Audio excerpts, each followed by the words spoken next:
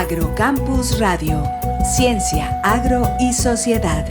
El espacio institucional de la Facultad de Ciencias Agrarias que busca aportar a la discusión sobre territorios rurales, ruralidad y producción agraria. Conduce Vicedecanatura Académica de Facultad.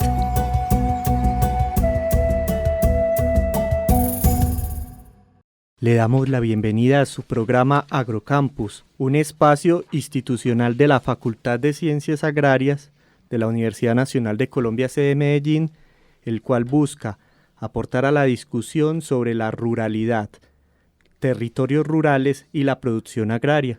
En el día de hoy trataremos el tema de sistemas silvopastoriles y producción intensiva de forraje en núcleos veredales en Antioquia.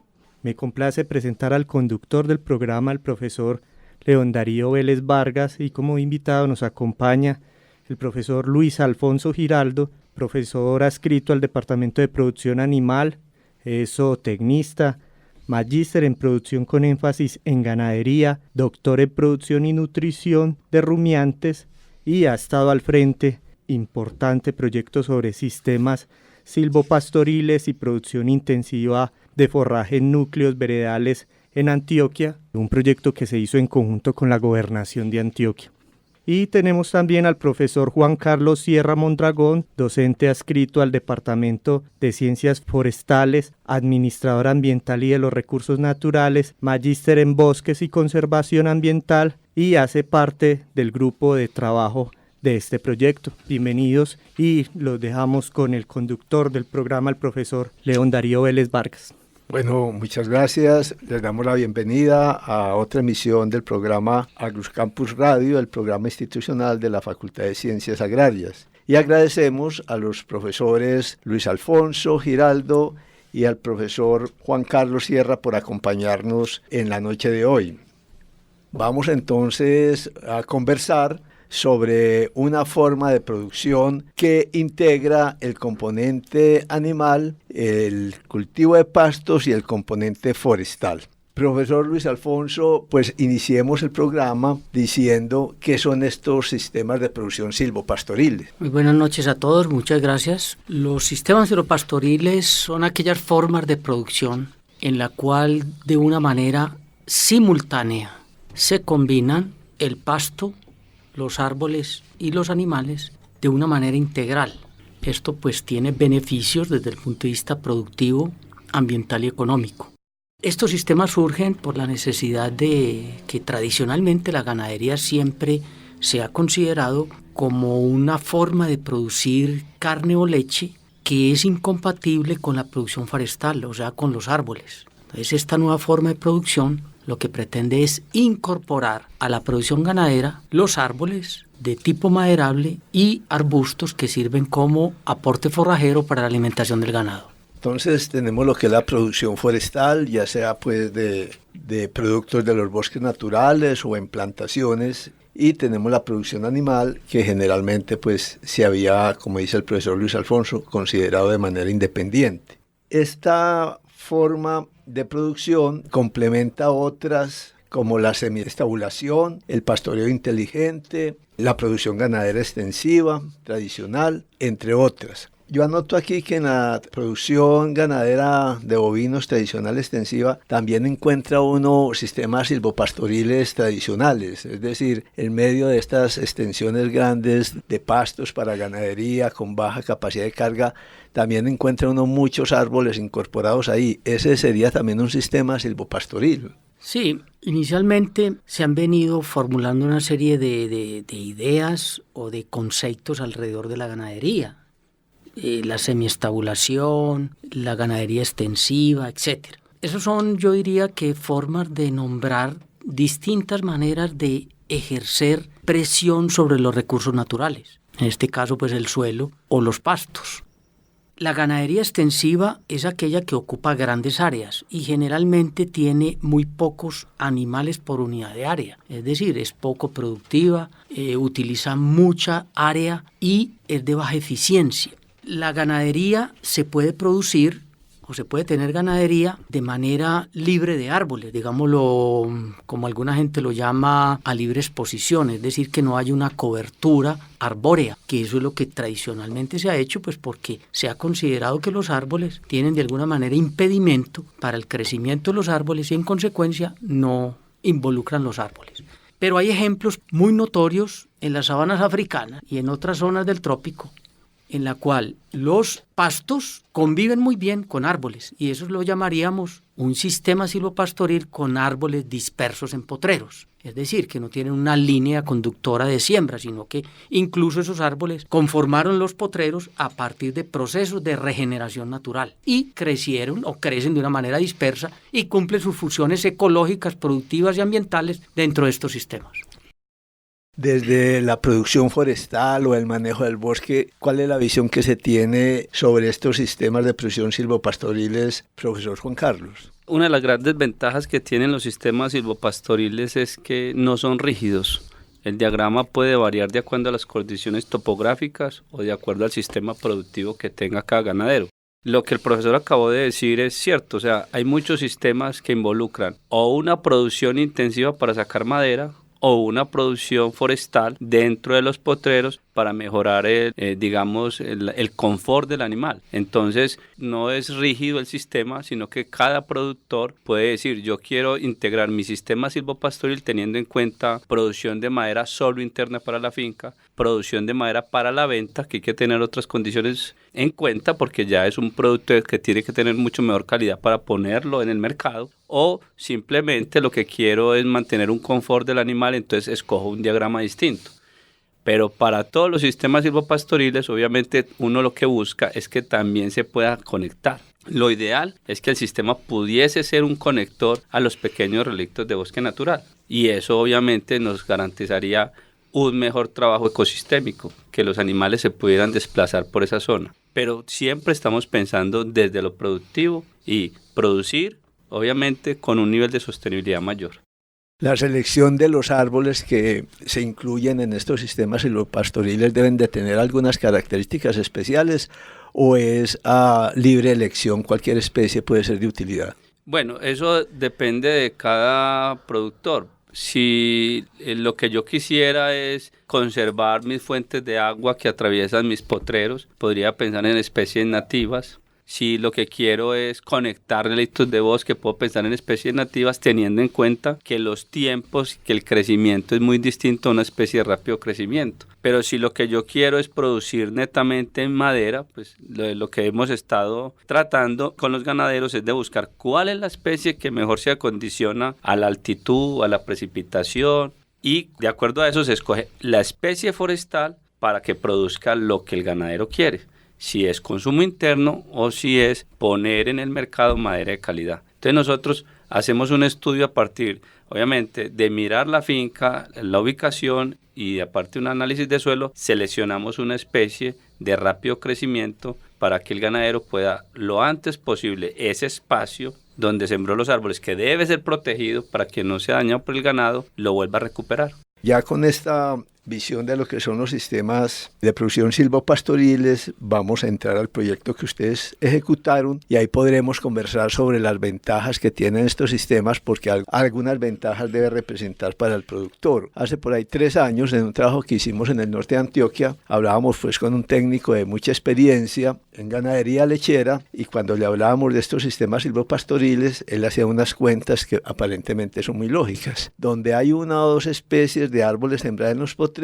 Él nos decía, yo puedo tener una vaca Holstein o 2 vacas Jersey. Y durante el tiempo que se demoraba el árbol y para extraer los productos y venderlos, él hacía los cálculos económicos. Y simultáneamente nos decía, en esos 10 o 14 años, yo tengo estas vacas pastoreando ahí, me producen tantos litros de leche y eso me da tanto dinero. Y las diferencias eran notables. Pero este es un comentario para introducirlos al proyecto porque ya nos contarán en el proyecto ustedes qué ventajas obtuvieron pues de diferente índole como ya nos expondrán. Cuéntanos entonces en qué consistió y qué resultados obtuvieron de este proyecto que se ejecutó conjuntamente con la Secretaría de Agricultura del Departamento de Antioquia, sistemas silvopastoriles y producción intensiva de forraje en núcleos veredales condiciones para la sostenibilidad ganadera en el departamento de Antioquia. Este proyecto se inició en el año 2017 y su propósito era, de tiempo atrás habíamos establecido otros sistemas y la intención o uno de los primeros objetivos era hacerle mantenimiento, seguimiento a algunos de los sistemas que plantamos en años anteriores. Y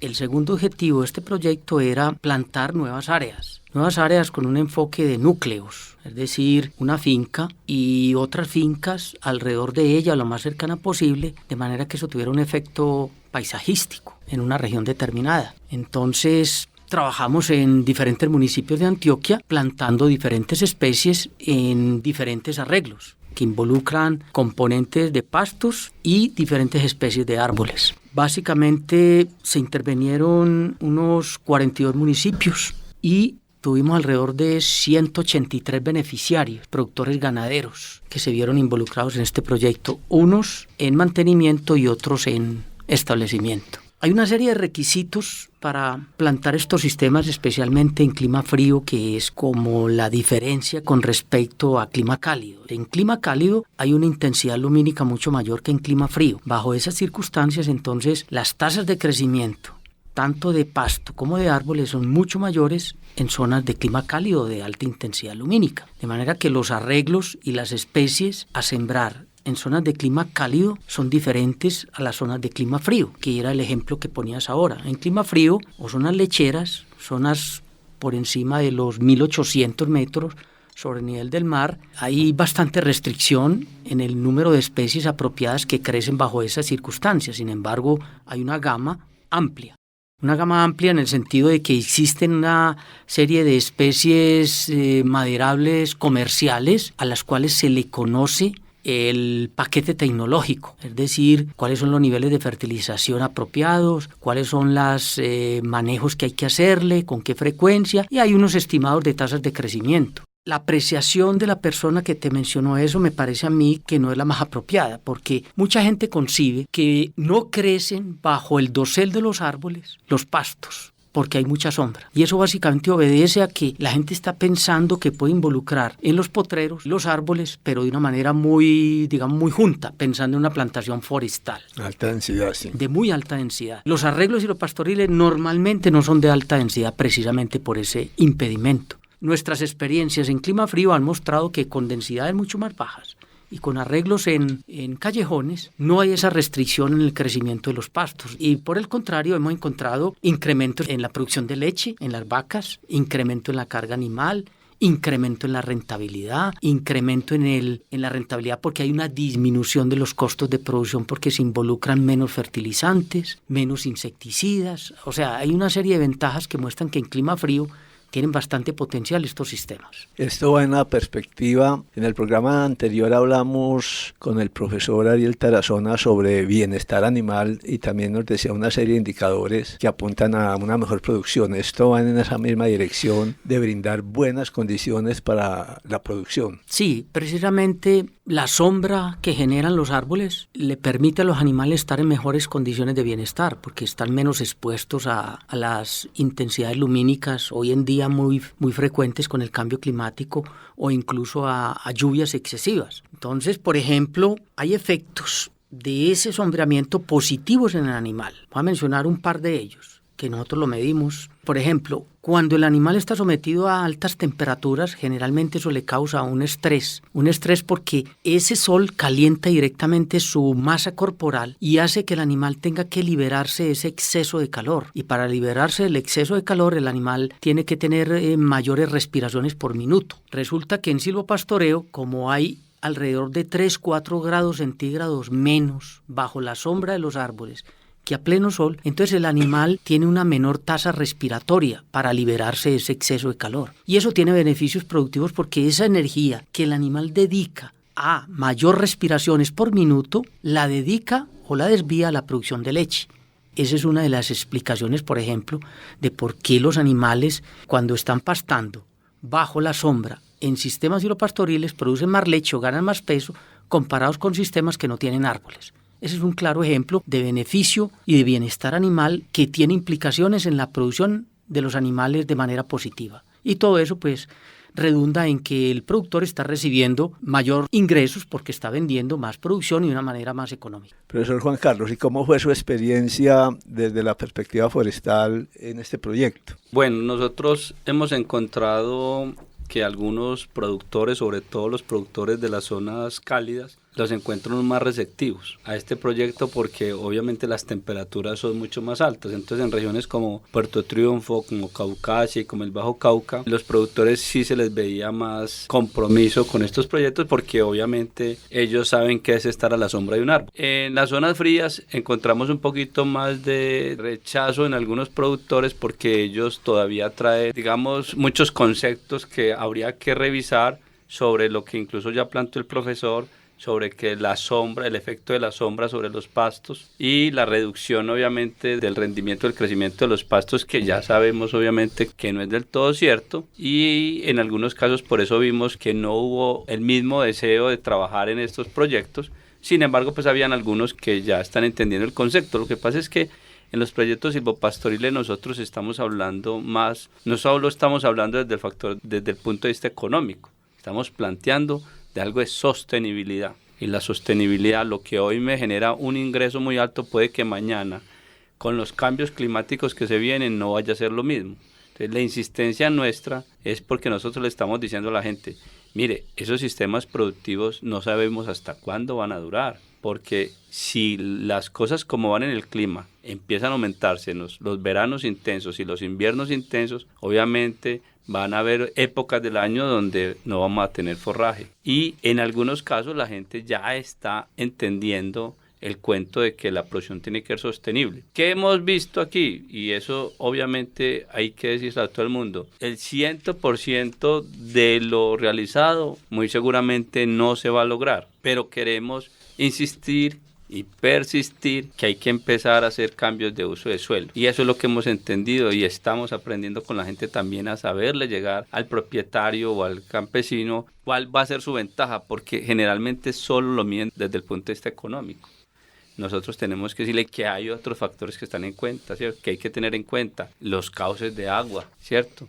Que es un factor. Se nos pueden venir plagas, ¿cierto? Tenemos que tener ciertos sitios donde puedan anidar pájaros que son controladores biológicos. Entonces, eso es lo que venimos enseñándole a la gente y hay gente que empieza a entender, pero seguimos insistiendo que estos son proyectos que hay que insistir y persistir. Relacionado con eso, en el proyecto, pues además de los sistemas silvopastoriles, se habla de producción intensiva de forraje. ¿Eso era también con árboles para forraje o incrementar el manejo de los pastos para obtener más forraje? ¿O a qué se refiere esto de producción intensiva de forraje? Sí, en ese componente técnico del proyecto, la intención era que un alto porcentaje de las áreas que están en pastoreo en nuestro departamento tienen algún grado de degradación, digámoslo así, o sea, diferentes niveles de degradación. Los estimativos que ha hecho la Secretaría de Agricultura es que el orden del 65% del área que está dedicada al pastoreo del ganado en Antioquia tiene algún nivel de degradación. Y en ese sentido entonces el proyecto pretende reconvertir o recuperar parte de esas áreas degradadas y la llamamos intensiva porque lo hacemos con base en especies de pasto que son más productivos comparados con los pastos nativos.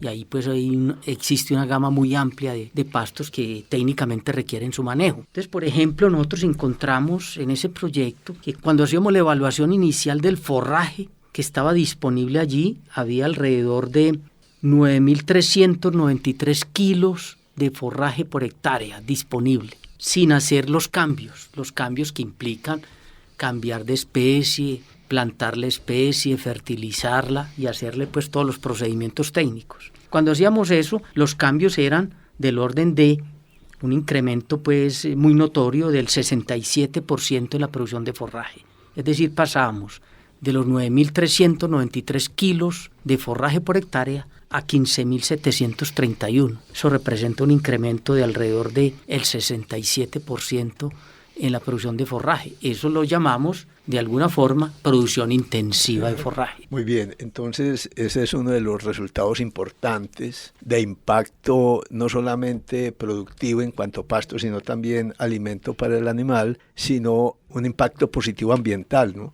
a disminuir ese porcentaje de área degradada en el departamento de Antioquia. Esto quiere decir que esto tiene otros resultados y otros beneficios que no solo hay que mirarse en términos de la finca, sino en términos del territorio, del departamento y también de este problema ambiental que tenemos, como las emisiones de metano, la disminución de óxido nitroso, captura de carbono. ¿Pudieron ustedes ahí medir resultados y obtener beneficios que trascienden pues la misma finca? Sí, nosotros en todo este proyecto hicimos un monitoreo en algunas fincas, no en todas. Hicimos un monitoreo en el suroeste y en zonas de clima frío, aquí en San Pedro de los Milagros. Un monitoreo en términos de captura de carbono y de emisiones de metano, para luego intentar hacer como un balance. Los datos nos mostraron que cuando medimos el carbono almacenado en la biomasa de los árboles y en su sistema radicular, así como en la biomasa aérea del pasto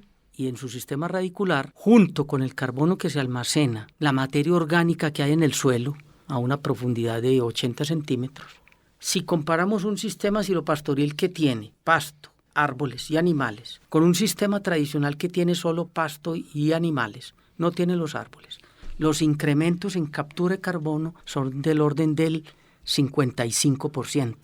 Es decir, hay más potencial en los sistemas silvopastoriles que involucran los árboles de almacenar carbono.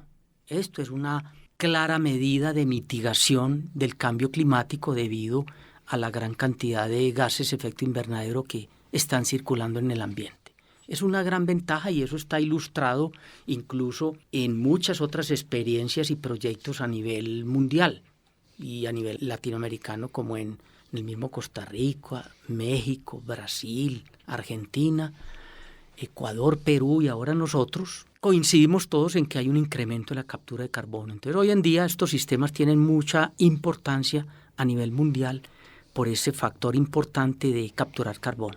Pero adicionalmente, las emisiones de metano por el ganado hoy en día, esta rama de la producción ganadera, digámoslo así, ha sido muy cuestionada por el aporte que hacen a los gases de efecto invernadero y básicamente eso es debido a la producción de metano que sucede en el tracto digestivo del animal y básicamente en lo que técnicamente se llama rumen, pero que a nivel general se conoce como la panza de los animales. Ese rumen procesa todo ese forraje que el animal consume y lo hace de una forma anaerobia, es decir, con ausencia de oxígeno. Y uno de los productos principales de ese proceso es el metano. Y el metano sale vía respiratoria, a través de la transpiración del animal o a través de los eruptos. Ese gas sale al medio ambiente con una particularidad, y es que ese gas es 23 veces más potente en causar calentamiento global. Esa molécula de metano es más potente que la misma molécula de CO2 para causar cambio climático. Entonces, cuando hay que hacer cálculos de CO2 comparado con el metano,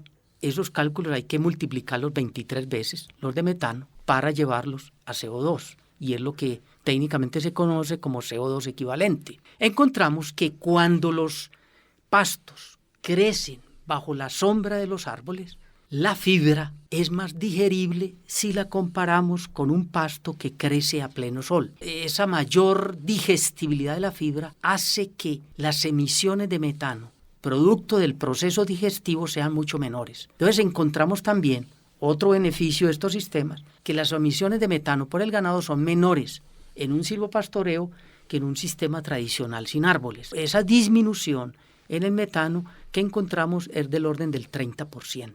Entonces, si hacemos como una especie de balance y sumamos los gases que los sistemas silvopastoriles capturan y se los restamos a lo que los animales emiten, encontramos que el balance es positivo. Es decir, las emisiones son menores que la captura y eso trae un gran beneficio. Eso pues en algunas otras partes del mundo se ha encontrado esa tendencia muy marcada y eso le daría muchas ventajas a los sistemas ganaderos cuando son manejados bajo sistemas silvopastoriles. Hoy en día a nivel mundial es el boom de estos sistemas, básicamente por eso, porque mitigan el cambio climático. Y hoy en día se está ilustrando mucho de todos estos sistemas y de alguna manera es una contradiscusión de cómo la ganadería ha venido haciendo aportes al cambio climático, básicamente por la deforestación. El profesor Juan Carlos quiere añadir a complementar algo. Miren, lo que hemos visto, pues, o lo que se conoce es que un árbol básicamente está compuesto de 42-45% de carbono. A medida que el árbol crece, lo único que hace es capturar el carbono y hacer parte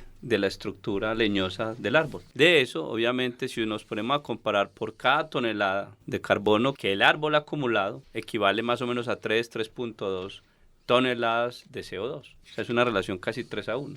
Entonces, prácticamente el árbol lo que hace cuando crece es capturar carbono y mantenerlo en una forma de estado leñoso. Por eso es una de las grandes ventajas que tiene, porque él crece asimilando carbono. Entonces, cuando uno hace la relación de un sistema silvopastoril, obviamente donde hay árboles, contra un sistema de ganadería extensiva donde solo hay pastos, pues la diferencia va a ser abismal, porque la ganancia de la captura de CO2 va a ser mucho más importante, sin tener en cuenta otros aspectos que se deben tener en cuenta, y es la regulación del clima. El cambio de temperatura in situ es muy distinto, y eso hace que, como estábamos hablando en estos sistemas, el animal tenga una gran ventaja, y es que pueda regular su temperatura a ciertas horas entrando a esa zona de frescura que le da el árbol, ya sea cualquier sistema silvopastoril. Muy bien, no, pues uno lo que se sorprende es que esto no se masifique tanto por la iniciativa de los productores como porque el Estado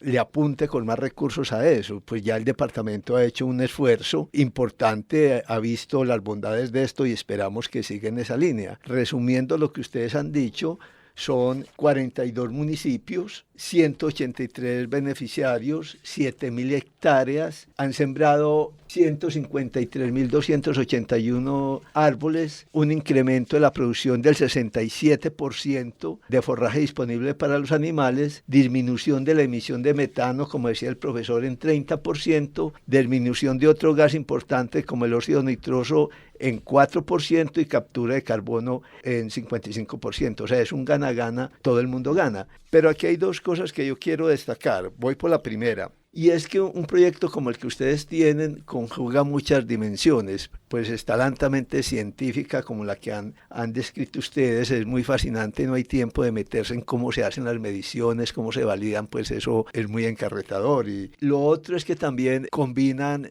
métodos sociales, los de extensión, de cómo llegar a los agricultores, de cómo convencerlos, cómo se hace el monitoreo, porque cuando uno tiene estas investigaciones en una granja, en la universidad o en fin, pues hay que hacerlo con toda la rigurosidad, pero todo está bajo control de uno.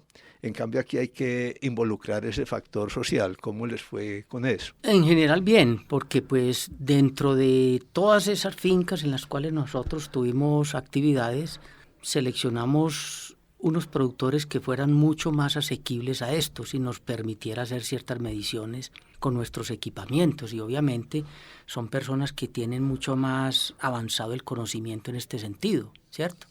Y esas personas, mejor, esos propietarios nos sirvieron como guías para que se aglutinaran otros productores. Y nos sirvieron mucho porque en algunas de esas mediciones hicimos algunos días de campo y compartimos las experiencias y los conocimientos con muchos productores. De manera que estos son procesos a muy largo plazo. No es de la noche a la mañana que se van incrementando estos sistemas. Hay que hacerlo permanentemente, a largo plazo. Y quiero resaltar dos puntos que nos parece, a mi modo de ver, que me parece a mí críticos, para que en parte explican por qué estos sistemas no se han propagado de la manera rápida y a gran escala como uno quisiera, por los grandes beneficios que ofrecen desde todo punto de vista. Los dos factores que limitan eso uno es su costo.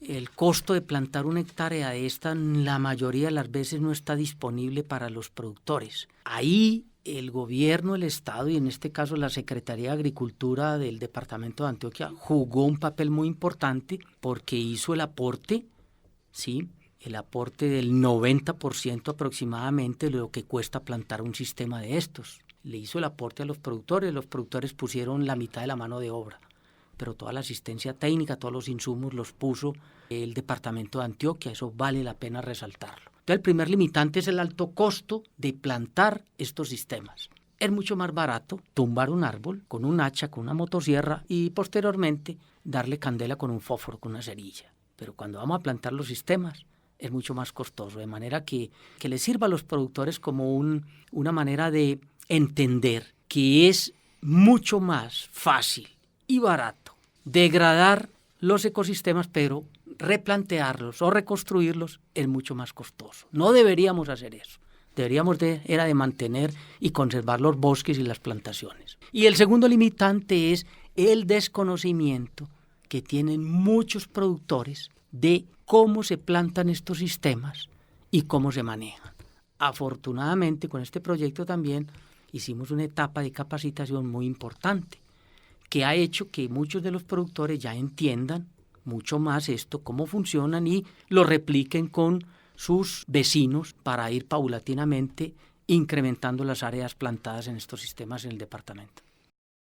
Agradecemos al profesor Luis Alfonso y Juan Carlos Sierra por acompañarnos en esta emisión de Agrocampus, un espacio institucional de la Facultad de Ciencias Agrarias que busca aportar a la discusión sobre la ruralidad, territorios rurales y la producción agraria. Fue un placer y me enorgullece haber compartido con ustedes este programa, escuchar qué es lo que hacen y especialmente cómo contribuyen ustedes y el Departamento de Forestal y Producción Animal y nuestra facultad a temas tan importantes.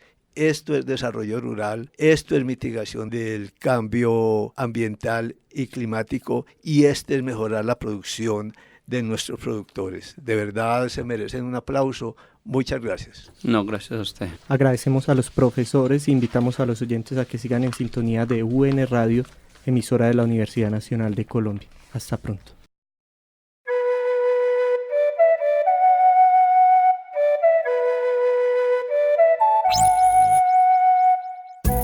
Agrocampus Radio, Ciencia, Agro y Sociedad. El espacio institucional de la Facultad de Ciencias Agrarias que busca aportar a la discusión sobre territorios rurales, ruralidad y producción agraria. Conduce Vicedecanatura Académica de Facultad.